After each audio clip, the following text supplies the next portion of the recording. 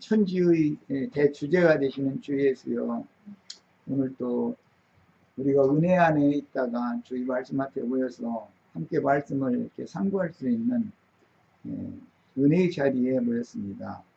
주님 은혜가 얼마나 필요한지 우리는 매 순간 많은 것을 느끼지만 우리 심령이 너무 무디고 마음이 또 완악해져 있어서 우리 속에 들어있는 모든 잡다한 것들 털어내버리는 것도 쉽지 않고, 오히려 여기에 속세의 모든 쓰레기들을 담고자 하는 욕심들이 가득한 우리 자신을 발견합니다. 오늘 또 은혜의 성령께서 형제 자매님들 심령과 마음속에 충만하게 임재하셔서 은혜를 넘치도록 부어주실 수 있도록 시간 우리 마음의 모든 하나님이 싫어하시는 것들 다 쏟아내게 하시고, 정말로 깊은 심중으로 뉘우치면서 주의 말씀을 새롭게 담아서 이 말씀이 힘이 되어져서 남은 인생 경영 정말로 잘해서 주의 앞에 섰을 때 주님 앞에 아름다운 신부의 모습으로 자랑스럽게 설 수 있도록 우리에게 복을 주시는 말씀을 내려주시기를 주의 이름으로 기도합니다. 아멘. 어제 자료 말씀 중에 페이지의 중반부, 중상단부, 9페이지, 중상단부, 우선 맨 위에서부터 그냥 일단 그 구단락을 읽어보겠습니다. 우리가 지금 나누는 말씀 마태복음 21장에서 포도원을 창설하시고 포도원을 만든 다음에 소작농들에게 포도원 농사를 잘 지어서 실과 때가 되면 내 종들을 보낼 테니까 그 종들에게 포도원 열매를 새로 바치라고 부탁하고 먼 나라로 가셨다는 말씀을 지금 상고하고 있는 중이에요. 그런데 주님께서 만드신 창설하신 포도원 농부들이 하나님이 세를 받으러 보낸 종들을 보내는 쪽쪽 다 박해하고 결혼은 죽이고 돌로 치고 다 빈손으로 보냈다는 거죠.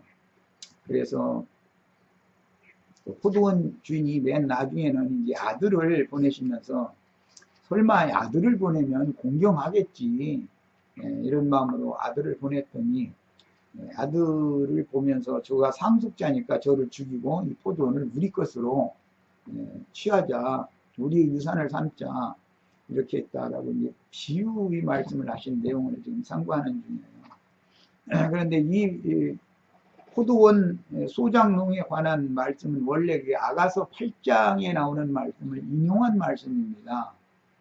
그러니까 이제 성경을, 신약 성경을 읽을 때는 구약 성경의 어디에서 인용을 했는가를 잘 우선 아는 지식이 필요하고, 그래야만 그 본문, 구약 성경의 본문에 가서 이제 그 의미를 이해를 해보면은 예수님이 무슨 의도로 이 말씀을 지금 인용하셨다라는 걸 쉽게 파악할 수가 있는 거죠. 성경이라는 건 구조가 늘 이렇게 되어 있습니다. 그런데 이제 오늘은 거기까지는 나가지 못하지만 이제 내일 시간에 토지세라고 하는 이제 율법이, 그 율법 성경을 읽어보면 땅에 농사를 해서 산물의 5분 1을 반드시 세로 내도록 율법에 정해져 있는데, 그런 말씀의 근거가 요셉이 애굽에 내려갔을 때 10년 7년 동안에 봉사해서 얻은 산물들 중에서 5분 1을 바로에게 이제 상납해서 세로 내도록 정한 말씀이 있어서, 거기에서 근거해서 율법에 이제 출애굽기, 민수기, 신명기, 이제 여러 이 구약의 말씀들에 전부 5분 1을 더하여 물을 수 있는 법, 무르기에 관한 법의 말씀이 나오고 있어요. 이제 이 무르기라고 하는 거는 토지무르기라는 말을 이제 룻기에서 주로 많이 사용한 용어인데, 그거는 우리 영혼을 원래의 주인인 조물주 것으로 순수하게 지키지를 못하고 마귀가 와서 우리 영혼을 강탈해 간 거예요. 그래가지고 사람의 마음이 이 세상신 마귀에게 전부 종로로 사는 상태가 됐단 말이에요. 그래서 원래의 상태로 하나님 조물주의 것으로 회복시키고 되돌려 놓기 위해서 하나님이 말씀이 육신이 되어 세상에 오셔서 대속 제물이 되셔가지고 십자가에 올라가셔서 제물로 드려진 거예요. 그래서 그 피값으로 이 토지를 마귀가 강탈해간 토지를 값을 주고 다시 사가지고 물르는 거예요. 우리 이 말은 형제 자매님들의 영혼을 값주고 산다 그 말이에요. 이것을 구속이다 그래요. 이것에 근거하는 말이기 때문에 이제 땅에서 농산물 중에 소산물을 얻어가지고 산물 중에 5분의 1을 토지세로 이렇게 상납하는 세금 내는 이런 율법에 대해서는 이제 다음 시간에 알아보겠지만 오늘은 기초를 좀 닦아놔야 되기 때문에 서원적인 말씀을 이렇게 한 거예요. 자, 그래서 이 마태복음 21장 지금 그냥 소개해드린 이 포도원 농부들에게 세로 주고 먼 나라로 가셔가지고 당신이 종들을 보내서 세를 받으러 보낸 얘기, 이 근거를 내가 지금 일단 설명을 해드린 거예요. 어디에서 기인되는 말이다. 그런데 세를 받아오라고 보냈더니 하나님이 보낸 종들을 포도원 맡은 농부들이 오는 대로 다 박해하고 죽였다는 거예요. 그래서 이제 아들마저도, 상속자인 아들마저도 죽였다. 이제 내용이 이런 거예요. 포도원이라면 지난 시간에 소개해드린 것처럼 이스라엘 나라에 대한 이것은 시적인 표현인데 창세기에서 보면 에덴 동산이다 그랬어요. 하나님이 그 땅의 동방에 동산을 창설하셨다 이렇게 했죠. 그 동산이라는 말이 구약 성경에는 이스라엘 나라를 상징하는 말이 있다는 거예요.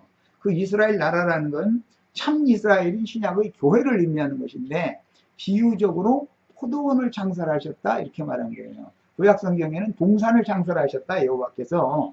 그런데 신약에서는 주님께서 당신이 교회를 세웠다 그 말이란 말이에요.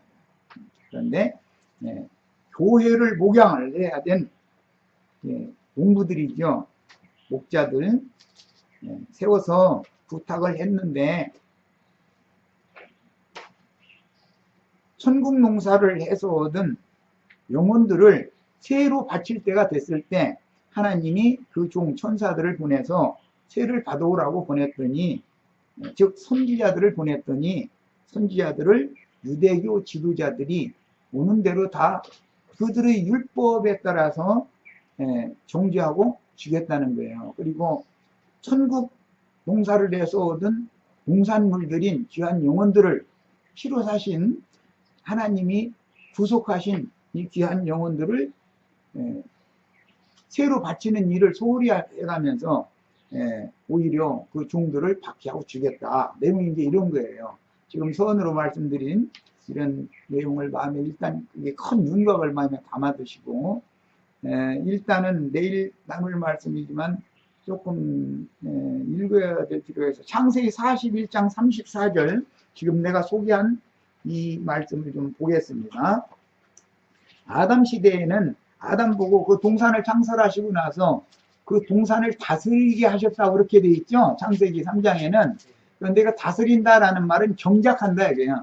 그 땅에 좋은 먹기에도 좋고 보기에도 좋은 나무들이 나게 하셨으니까 그 나무들을 잘 가꿔야만 산물을 얻을 거 아니겠어요. 그래서 아담 보고 그런 직무를 맡겼었던 것이잖아요. 그게 이제 비유다 그런 말이에요. 그러니까 이제 그 동산에 마귀가 들어가지고 뱀이 들어가지고 그 동산의 아담과 하와를 타락시키고 그 동산을 뺏어버렸잖아요. 아담과 하와에게 준 거잖아요. 그 동산이라는 게. 그리고 아담과 하와는 동산에서 쫓겨나 버렸잖아요. 이제 이런 것이 구약 성경은 하나의 큰 비유, 틀을 이렇게 딱 잡아놓는 거예요. 그래서 이것은 전부 성경이라는 건 처음부터 끝까지 다 하나님께서 어떻게 구속해서 얻은 영혼들을 조물주 하나님의 것으로 되돌려 놓느냐. 그건 이제 구원을 하는 거다 그러는데, 그런데 목적이 맞춰져 있기 때문에 이 구속사에 대한 기본 지식을 우리가 잘 마음에 담아 두시고 나서 성경을 읽어야, 성경이 말하는 의도를 읽으면 딱 눈이 열리는 거예요. 이제 이것이 나 한 영혼을 구원하고자 해서 주신 말씀이구나. 창세기부터 계시록 끝까지 다 내 영혼이 구원을 위해서 하신 말씀이구나. 이렇게 받아들여야만 그때 드디어 믿는 사람이라고 그러는 거단 말이죠. 자, 그런데 이제 이 진리 지식이 없으면 믿을 수가 없는 거죠. 모르는데 뭘 믿겠어요. 그래서 부지런히 가르치는 게 이렇게 중요한 거예요. 창세기 41장 34절, 그거는 이제 요셉이 애굽의 종으로 팔려갔는데, 그것은 예수님이 세상에 종으로 온 것과 같은 거죠. 요셉이 애굽의 종으로 팔려갔잖아요. 그랬다가 옥에 갇혔다가 나왔잖아요. 그것은 예수님이 세상 죄를 지고 십자가에서 죽고 장사됐다가 부활했다 이 말이에요. 옥에 들어갔다가 나온 거예요. 이제 상징이에요. 야, 그래가지고는 이스라엘 나라를 이제 치리를 하는 거예요. 총리가 되어져 가지고 하나님 아버지 앞에서 모든 권한을 행사하는 이제 왕 중에 왕이 되신 거예요. 그래서에 대한 상징인 거예요. 야, 그런데 먼저는 바로의 꿈에 7년 풍년이 있고 7년 흉년이 뒤따라온다. 그게 이제 예언이잖아요. 7년 풍년 동안에 곡물을 각 성의 곡식 창고에다가 다 적치를 해뒀다가 흉년 동안에 그 곡물을 내서 굶주리는 백성들에게 나눠주는 거예요. 그것은 예수님이 오셔서 성령이 되셔가지고 성령이 교회들에게 말씀을 공급해서 모든 영혼들이 다 지금 굶주려 있는 중이죠. 세상에서는 오늘 우리는 뭐 육신적인 음식에 배불리 먹었지만 사람이 떡으로만 사는 것이 아니고 하나님의 입으로 나오는 모든 말씀으로 살아야 되는 것이 영혼이잖아요. 사람 속사람이 있고 겉사람이 있으니까 겉사람이 아무리 기름진 음식을 먹어도 속사람이 굶으면 죽는 거 아니에요. 실제는 영혼이 살아나는 것이 중요한 문제니까 이런 것들 다 상징한다 그런 말이에요. 그래서 이제 주의 성령께서 오셔서 주시는 말씀 공급을 받기 위해서는 처음에는 뭐 자기 집도 팔고 그 다음에 땅도 팔고 자식도 팔고 자기 몸까지 다 이렇게 팔잖아요. 그 대신 이제 양식을 공급을 얻어먹은 거예요. 그 다음에는 이제 전지도 없고 뭐 농사할 땅도 없는데 요셉이 공평하게 이제 땅을 다시 나눠주는 거예요. 그 전에는 부자는 넓은 땅 가지고 있었고 가난한 사람은 뭐 땅도 좁고 아니면 좁은 땅도 없어가지고 남한테 이렇게 붙여 사는 그런 생활들을 다 불공평한 삶을 살았을 거 아니겠어요. 전에는. 그런데 요셉이 양식으로 사람들을 다 굶어 죽게 생긴 다음에는 다 땅이고 뭐고 다 팔아야 되니까 그래서 이제 팔고 양식을 바꿔다 먹었는데 그 다음에는 이제 농지 개혁법을 일으키죠. 그래가지고 애고의 토지법이라는 거예요. 개혁을 해가지고 농지를 조각조각 나눠가지고 공평하게 똑같은 땅덩어리로 나눠주는 거예요.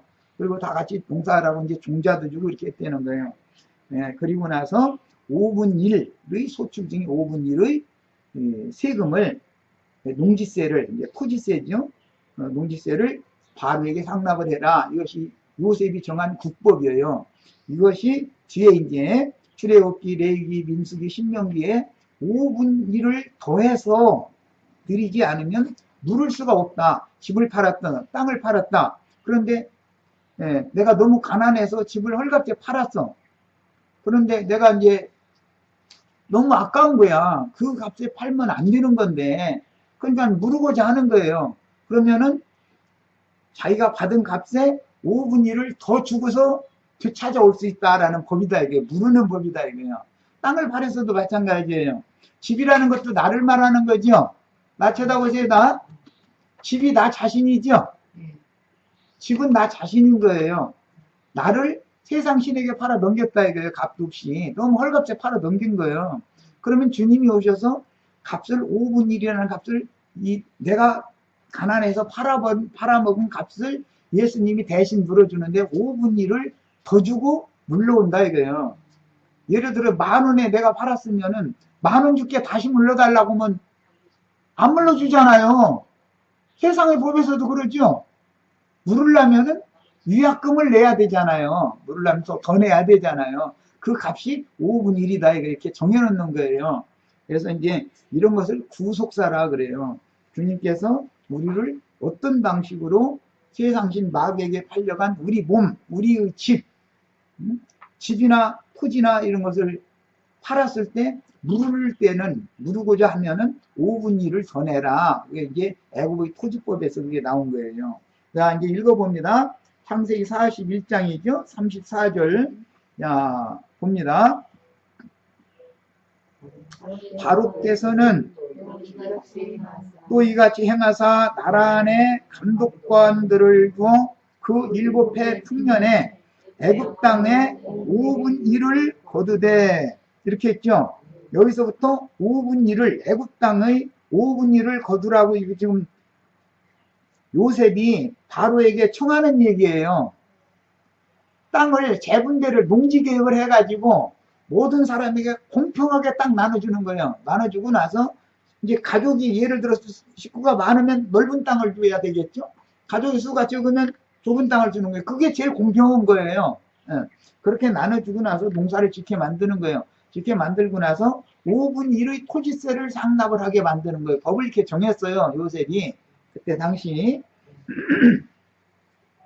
자, 그 다음에 47장에서 이제 보겠습니다. 실제 이제 실행하는 내용이에요. 이것은 바로에게 이거 주청을 하는 내용이었었고, 요셉이 총리가 되자마자 이런 주청을 했어요. 이게 그 애국의 이게 정치 개혁이 지금 일어난 거죠. 말하자면 정치적으로 보자면.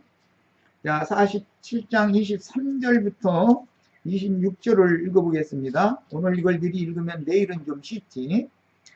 자, 저기 23절부터 읽으면 좀 설명이 필요하니까 22절부터 읽겠습니다. 제사장들의 토지는 사지 않았다. 여기 애굽의 신은 온 신이다 해가지고 태양신이에요. 온 제사장 보디베라의 딸이 요셉의 아내가 되었죠. 요셉의 아내는 애굽 여자잖아요. 애굽 여자인 요셉의 아내의 아버지가 누구냐면은 애굽의 태양신의 사제였었단 말이야. 그런데 바로가 태양신의 사제 보디베라라는 사람이 이제 딸이 있으니까 요셉이 청년이고 총각이니까 바로가 중매를 쓴 거 아니에요. 자, 이제 이것도 잘 생각을 해보세요. 창세기에 보면 하나님이 아담의 옆구리에서 여자를 이제 지어가지고 그 여자를 아담에게 다시 데려다 줬죠. 그건 상징하는 거예요. 그거 이제 예표가 여기 와서 실현되는 거예요. 지금 이건 이제 바로 왕은 지금 여기서는 하나님을 상징하기 때문에 하나님이 하나님의 아들 예수 그리스도를 위해서 지금 중매를 하는 거예요. 아담을 위해서 중매를 하는데 보디베라의 딸 아스낫이라고 하는 므낫세와 에브라임의 어머니죠.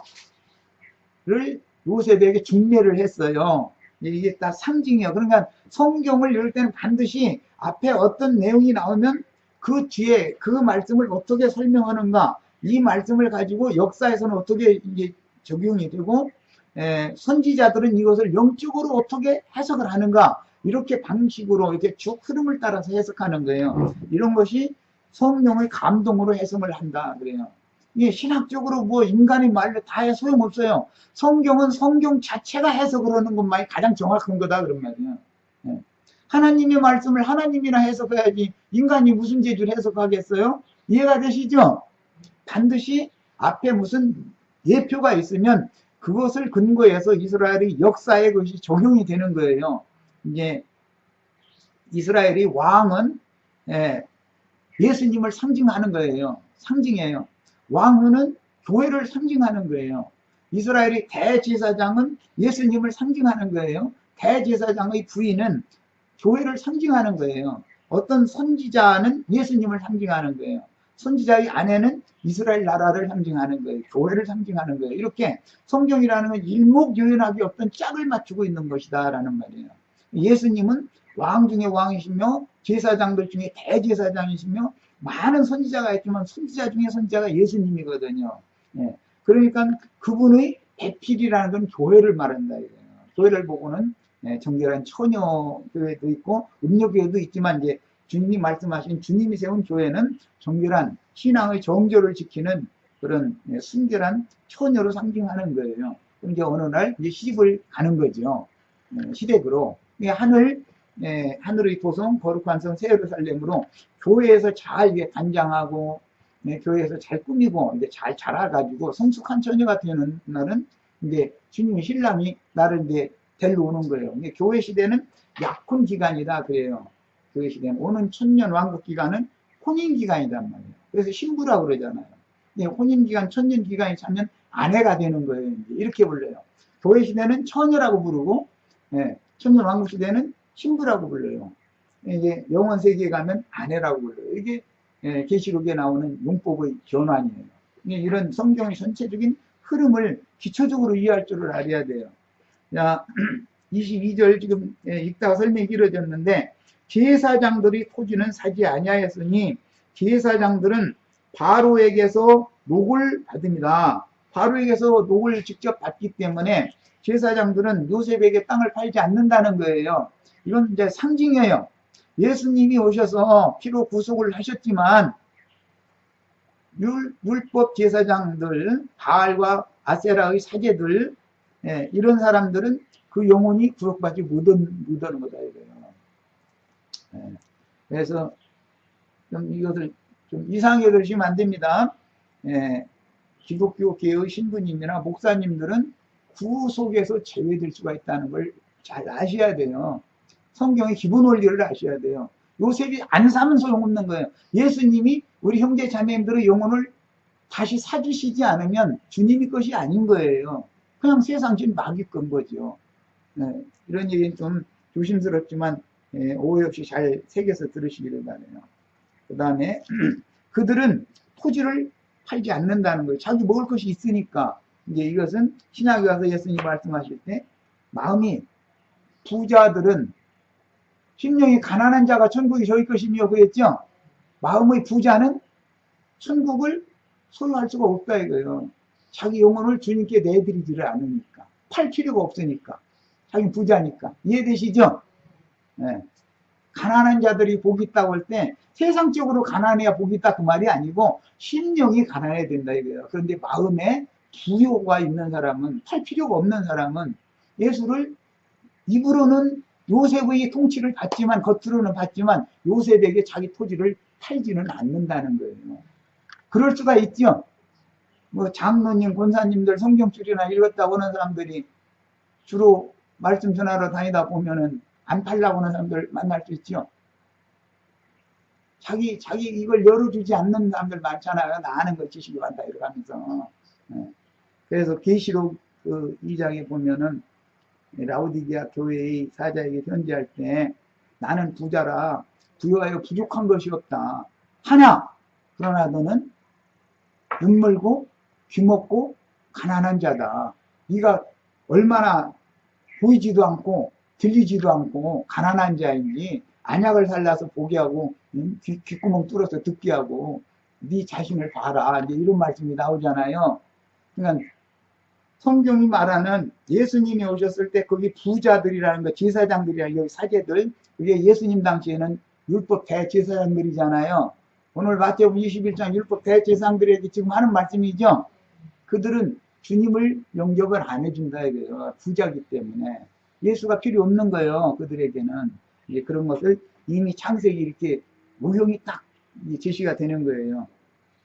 자, 요셉이 백성에게 이르되 오늘 내가 바로를 위하여 너희 몸과 너희 토지를 샀노라. 이게 얼마나 중요한 말인지를 아셔야 돼요. 요셉이 배고파서 요셉에게 양식을 구하러 온 사람들에게 양식으로, 요셉이 주는 양식으로 그들의 백성들의 몸과 가난한 자들의 몸과 땅을, 토지를 샀단 말이에요. 이제 감이 오시죠? 하나님의 말씀이 말하고자 하는 의도가 오늘 내 영혼 주님 앞에 다 팔아야죠. 주님이 사셔서 우리는 그리스도의 것이 돼야 되잖아요. 이 세상 마귀 것이었다가 이제 주님의 것이 돼야 되잖아요. 이게 구속이다 그 말이에요. 이게 마태복음 끝에 보면은 배반자였던 가룟 유다가 예수를 파는 예수님의 몸값으로 은 30을 받았다가 물렸는데 그걸 가지고 토기장이의 밭을 샀다 그랬죠. 그 마태복음 마지막에 나오는 말이죠. 토기장이라는 건 하나님이에요. 나를 질그릇으로 지어주신 토기장이가 질그릇 빚는 분이잖아요. 창세기에 땅의 흙으로 나를 빚은 거잖아요. 아담을. 그랬는데 그 토기장이의 밭을 예수님의 피값을 주고 샀단 말이에요. 그래가지고 나그네들의 묘지를 삼았다. 안식처를 삼았다. 이랬어요. 자, 그러니까 성경이 말하고자 하는 의도가 이제 다 관통해서 이해가 되시죠? 우리가 오늘 다른 거는 몰라도 요셉이 나눠주는 양식으로 나의 몸과 토지를 요셉의 것으로 팔으면 예수님이 요셉의 것이 되는 거 아니에요, 이제. 그래서 너희가 이제부터는 너희 것이 아니고 이제는 그리스도의 것이 되었다. 신약에 그래서 그 근거에서 이런 말을 하는 거예요. 우리가 다 예수님의 것이 돼야죠. 이 말이 믿어지면 약혼이 된 거예요, 약혼. 이스라엘은 약혼 기간이 7년이 있고 혼인 날이 차면 7일 동안 잔치를 하고 이제 시댁으로 가는 거예요. 그런데 교회 시대 전 기간 동안은 7년 약혼 기간으로 상징이 된다 그런 말이에요. 그 약혼녀는 약혼해 놨으니까 신랑한테 가는 날만 고대하고 정결하게 자기 자신을 더 잘 지키고 이러고 있어야죠. 그런데 뭐 이웃집 중국에 놀러 나오라고 전화했더니 휙 하고 나가고 자꾸 그랬으면 안 되잖아요. 말하고자 하는 의도를 내가 이제 비유로 한 말인데 이해가 되시죠?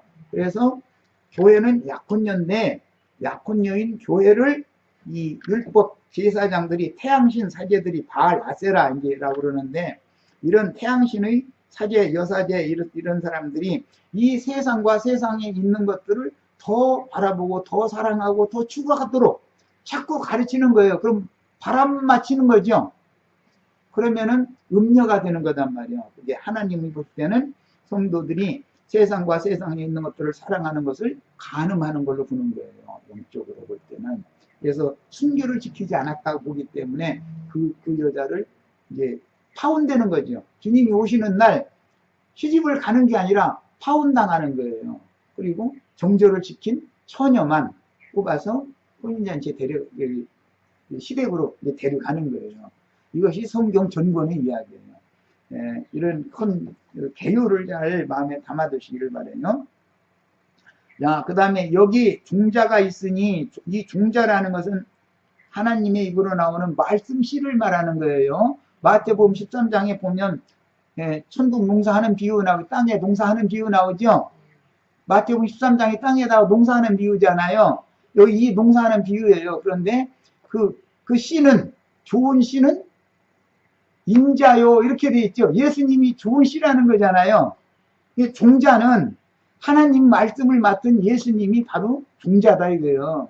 이 종자로 농사를 지어야 되는데 여기다가 다른 종자, 다른 씨를 곁들여서 덧뿌려 놓는 것이 가라지 씨를 덧뿌린다. 밤에 마귀가 와서 밤에 좋은 씨를 주님의 말씀을 사람들에게 가르쳐 놨는데 마음에 심어 놨는데 밤에 마귀가 와서 가라지 씨를 덧뿌리고 갔다. 그랬더니 좋은 씨는 약하고 오히려 어릴 때는 그 가라지 씨는 강하기 때문에 가라지가 우거하게 자라니까 즉 말하자면 세상 염려와 근심과 재리의 유혹과 이런 것들이 막 이렇게 막 이 저주받은 땅에서 막 돋아 나오면 예수를 향하는 그런 순수한 그런 생명이 자라지를 묻은다 이거예요.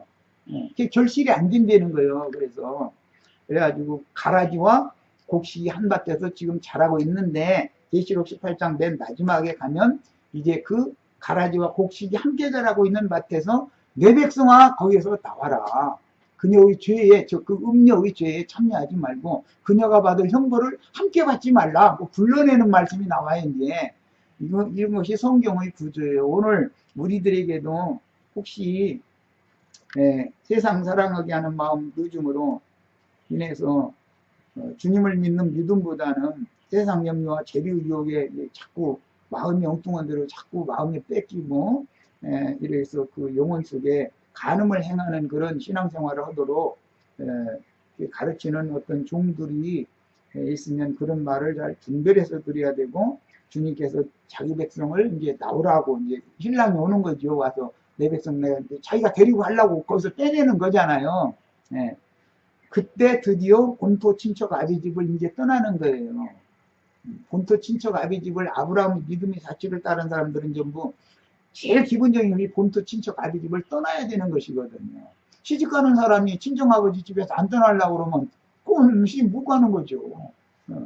이제 이런 그 성경이 말하고자 하는 이치를 꼭 깨달으셔가지고 우리도 진리의 말씀의 증거가 있으면은 마음에 잘 양면을 잘 분별을 해가면서 듣는 축복이 다 있기를 바라요. 요약적으로 이렇게 해서 중간중간 빠진 부분도 있는데 그냥 나가겠습니다. 자, 바로에게 5분 1을 상납하고 5분 4는 너희가 가져서 토지의 중자로도 삼고 너희 양식으로도 삼고 너희 가족과 어린아이의 양식으로 삼아라. 이렇게 했어요. 이것이 요셉이 애굽에 정한 토지법이라고 하는 거예요. 자, 더 읽어나가겠습니다. 그들이 이르되 주께서 우리를 살리셨으니, 이건 예수님이 죽었던 우리를 이런 방식으로 살려내신 걸 상징하는 거죠. 살리셨으니 우리가 주께 은혜를 입고 바로의 종이 되겠나이다. 여기는 바로지만 이거 하나님을 상징하는 거예요. 요셉이 애굽에 토지법을 세웠다. 이 토지법이라는 말이 나왔죠. 이제 이게 그렇게 중요해요. 이 애굽의 토지법이 구속사에서는 굉장히 중요한 하나님의 새 법이잖아요. 율법은 저주지만 그리스도 율법, 이게 이제 마귀에게, 세상 신에게 팔려갔던 영혼들을, 그 마음밭을 다시 예수님이 값주고, 예수님의 말씀으로 값주고 사서 그리스도의 것이 되게 하는, 이것이 여기에 나오는 애굽의 토지법이다. 그래요. 이제 상징이에요. 애굽의 토지법을 세움에 5분 1이 바로에게 상납이 되나 제사장의 토지는 바로의 소유가 되지 아니하여 오늘까지 이르렀다. 제사장들은 요셉에게 팔지 않으니까 하나님 것으로 되도록 할 수가 없다는 것이죠. 자, 이제 이런 이제 기본 말씀을 읽었으니까 우선 레위기 27장 몇 절만 읽겠습니다. 오늘은 이상하게 이쪽으로 가버렸네. 오늘 사실은 이건 내일 중점으로 다뤄야 되는 일인데 27장 레위기 27장 이것은 이제 서원 예물을 물으는 율법이에요. 뭔가 이제 하나님 앞에 드리기로 서원을 했어. 이거는 우리가 주님 앞에 은혜가 크면 이제 주님 나는 아무것도 이제 이것저것 바라지도 않고 오직 주님 한 분으로 만족하고 주님만 있으면 다 된다고, 주님 사랑한다고, 내 주님을 위해서라면 내 생명까지 다 바쳐서 드리겠노라, 이런 소원할 수가 있죠. 그런 기도 다 해보신 적 있죠.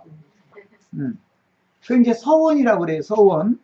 그 말은 나는 주님 사랑하니까 주님께 시집가기를 바랍니다, 그 말이잖아요. 그 이제 서원이라고 그래요. 그 말은 신랑 되시는 그분이 오셔서 은혜를 입혀주시고 내가 널 사랑한다, 내가 널 사랑한다, 우리 사랑을 나누자, 자꾸 이렇게 하면 10번째가 안 넘어가는 나 묻는 거죠. 그러면은 마음이 동하니까 이제 주님 사랑해요, 그러면 이제 교제가 되는 거잖아요. 그래서 주님은 항상 오랜 시간을 두고 희년이 이르기까지 매번 오셔서 마음을 감동을 주는 거예요. 여러분, 우리가 세상 사람일 때 주님을 만날 수 있는 기회는 수없이 많이 지나갔어요.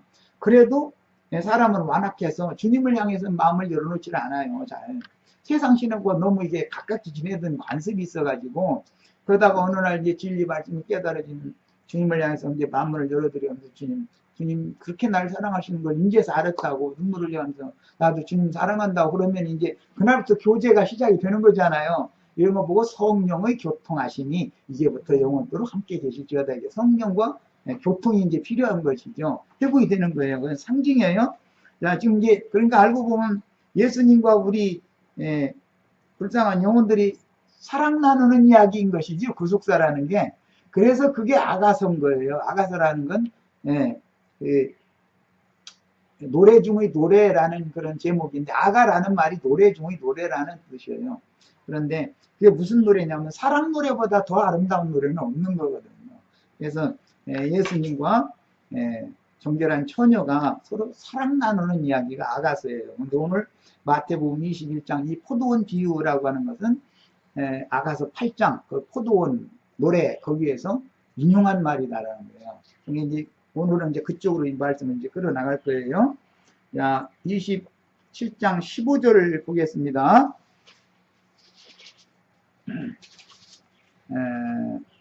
14절 15절 있죠. 만일 어떤 사람이 자기 집을 성별하여 여호와께 드리려면, 이 말은 자기 집이라는 거 나지요. 이건 전부 구약 성경에 나오는 건 밭, 토지 이런 얘기 나오면 전부 나를 말하는 거예요. 사실은 자기 집을 성별하여, 세속에서 성별이라는 건 세속적인 것에서부터 하나님의 것으로 분별시킨다. 거룩하게 분별시킨다. 그 말이에요. 그러니까 나는 이제 세상에 속한 사람이 아니고 주님의 것으로 나 자신을 드리겠습니다 라고 소원을 했어. 그것이 자기 집을 성별하여 여호와께 드리려 하면 제사장이 우열간에 그 집값을 정해야 된다. 정할지니 그 값은 제사장이 정한 대로 될 것이며, 만일 그 사람이 자기 집을 물으려면, 일단 우리는 내 집인 것 같지만 이 세상 임금의 것이죠. 우리가 지금 이 세상에 아무것도 모르고 지금까지 살아왔지만 진리를 알고 나면 이 세상신 마귀가 내 몸을 주장하는 거잖아요. 그러니까 이제 나는 더 이상 마귀 종로로서는 그만하겠다 하고 하나님 것으로 드리겠다고 소원을 했으면 그때 물러야 되는데 어떻게 되느냐. 제사장이 정한 그 본물의 값에다가 그 5분 1을 더해야 자기 소유로 돌아갈 수가 있다 그랬어요. 물르는 법이에요. 이게 물르는 법. 뭔 말인지 이제 감이 오시죠? 이 세상 신 마귀에게 우리가 종로로 됐죠. 우리는 다 나는 알지도 못했지만 죄에게 종로로 가면서 살고 있었죠. 세상에 종로로 가고 있었었죠. 물러와야 되잖아요. 이제 물어야 되잖아요. 이제 진리를 알았으면 나는 더 이상 죄의 종이고 마귀의 종로로는 이제 더 이상 않겠다. 그러면은 물러야 되잖아요. 물으려면 본물의 값, 내 자신의 이 물으는 본물 값이 있고 여기다가 5분 1의 위약금을, 추가금을 주고서 물러와야만 물을 수가 있다는 거예요. 이 5분 1이라는 것이 아까 창세기에서 토지 물으는 법에서 나온 말이죠. 이 성경이라는 게 따로따로 어떤 말이 있는 것 같지만 사실은 큰 틀에서 예수 그리스도의 구속을 받은 우리 형제 자매님들의 영혼이 어떻게 이 세상신 마귀, 죄의 종, 세상의 종 노릇을 하다가 내 자신이 이제 깨닫고 회개하고 돌이켜서 세상신에게 종로로 하던 그런 지난 날을 회개해야 되잖아요. 그래 회개하고 돌이켜서 그리스도께서 주님이 이제 날 받아주시라고 주님이 것이 되려면 물러야 되잖아요. 이것을 물다라는 말은 구속한다. 값주고 사서 다시 원주인에게 되돌려준다. 그런 뜻이에요. 그게 무르기라고 그래요. 이제 이스라엘의 율법에는 이 토지 무르기, 가옥 무르기 이런 무르는 법이 굉장히 많아요. 그래서 이제 이 무르는 오늘 우리 형제 자매님들이 영혼이 이 세상신 마귀에게 더 이상 더럽힘을 당하는 일이 없이 마음의 생각과 양심이 마귀가 함부로 지배하고 주장하지 못하도록 오늘 이 밤에는 다 내 영과 내 마음을 눌러서 주님의 것으로 다 돌아가시는 축복이 있기를 바라요. 이렇게 성경을 읽을 때는 이런 것을 깨달아야만 이것이 이 성경이 나의 구원의 말씀이 되는 거예요. 그런데 모르면 성경 읽어도 이게 뭔 소리를 가르치는 자의 책임이 이렇게 중요한 거예요. 가르치는 사람 자신이 이런 걸 몰라 말하고자 하는 성경의 의미를 그럼 맨날 예배당에 왔다리 갔다리 하면 무슨 성이냐 이거예요. 잘 생각해볼 여지가 있는 말이죠. 깊이 생각들을 하시기를 바라요. 그러면 그 5분의 1이 뭘로 갚아야 되나? 회개를 해야 되나요? 본물값이라고 하는 것은 예수님을 말하는 것이고, 내 자신을, 나 혼자는 충분히 누를 수가 없어요. 내가 지은 죄는 예수님이 대신 본물값이, 성경에서 나오는 본물이라고 하면은 예수님을 말하는 거예요. 예수님이 본물값을 지불해주고 나보고 5분 일만 내라 하는데도 그것도 낼 것이 나는 없는 거예요. 내한테 나올 게 뭐가 있어요. 그러니까 농사를 네가 그럼 지어라. 짓고 나서 나머지는 네 거 사면서 먹고 살고, 응?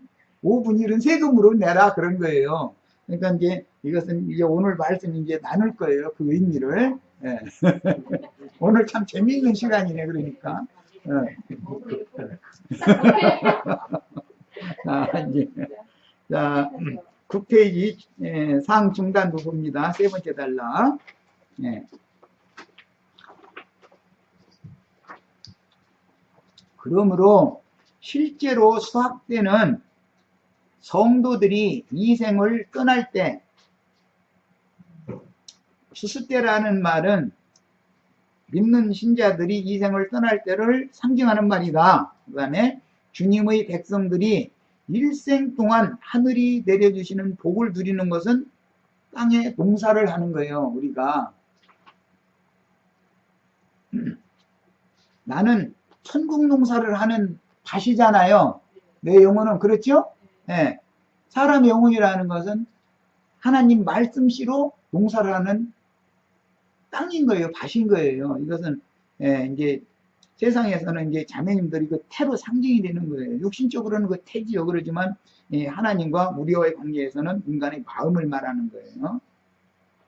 야, 누리며 신앙생활을 함으로, 교회 생활하는 것은 땅에 농사하는 거예요. 그러니까 하늘의 하나님께 영광을 돌리도록 아들의 나라인 교회를 하나님의 뜻대로 경영하는 사명을 충성스럽게 수행해야 할 사역자들이 한면에서는 또 활동을 마치는 때를 추수 때다, 이렇게 말합니다. 열매를 거둘 때라는 것은 나 개인적으로는 내가 신앙생활하다 내 일생을 종결하는 때고, 하나님의 경륜, 지난 어제 말씀 나눴죠. 1년 농사는 나에게 적용한다. 7절기가 지나가면 한 해가 지나간 거고, 그건 농사법에 따른 유대인들의 달력이라는 건 농사법, 절기법인 거다, 그게.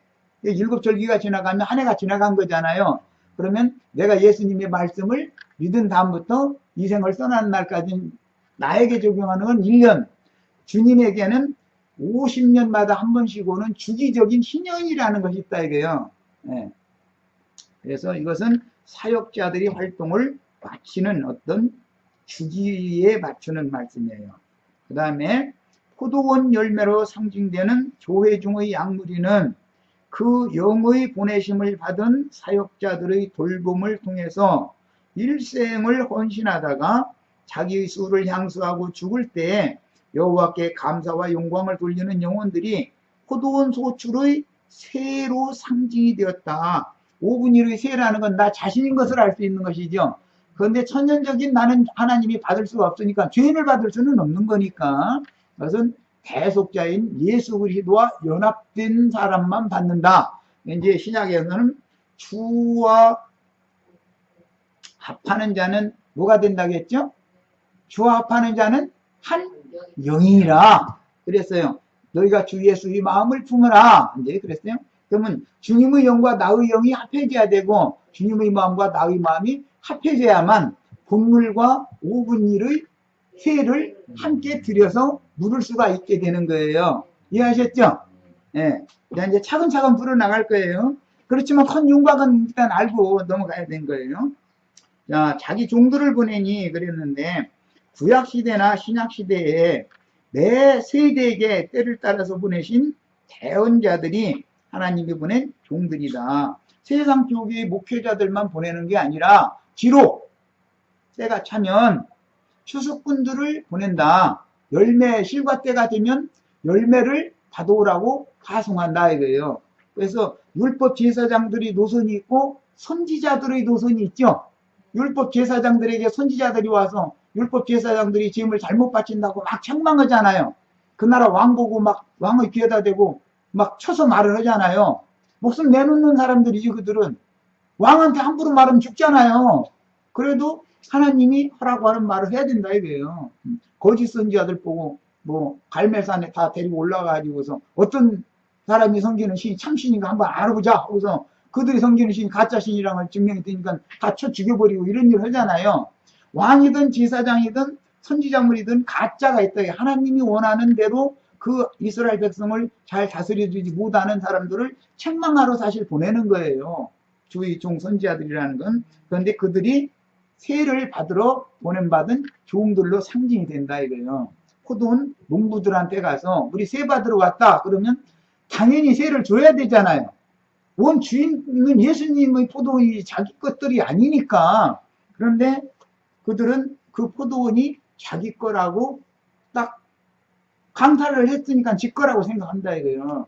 주님의 교회여야 되는데 목사님의 교회인 걸로 오해할 수 있죠. 어떤 목사님의 교회가 될 수 있는 거잖아요. 교회라는 건 주님의 교회지 어떤 사람의 교회는 없는 거잖아요. 그래서 안 되는 일인 것이고.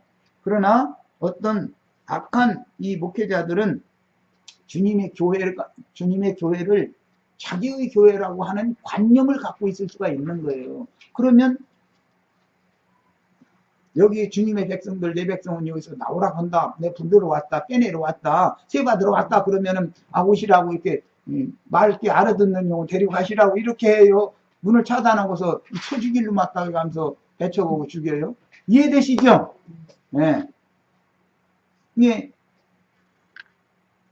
하나님 앞에 실과 때 그 열매의 소출의 5분의 1을 받아오라고 보냄을 받은 종들은 박해를 당하러 오는 거예요, 사실은. 세상에. 그런 의도로 하나님이 또 보내신 거예요. 그러니까 또 그들에게는 이제 그 다음에 이제 우리 여기 박성희 자매님, 네, 박성희 자매님 영혼이 주님 앞에 정말로 정결한 처녀로, 아름다운 처녀로 잘 단장되어져 가지고 나도 한 형제의 말씀을 듣고 내가 뭐 진리를 아는 줄 알았더니 뭐 별로 아는 것도 없었구나. 뭔가 확실한 것이 없었네. 이제 이런 걸 깨닫고 말씀으로 잘 양육받아서 영혼이 잘 아름답게 마음에 숨은 속사람이 단장되어지는 것이 신부로 단장하는 거예요.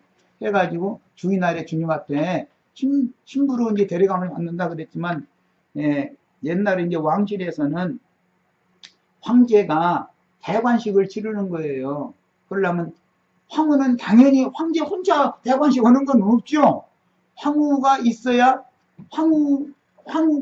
있어야만 대관식이 되는 거예요. 그러니까 그동안에는 그 만왕의 왕도 총각으로 그냥 지내는 거죠. 이 황후 자리를 불러올 때까지는.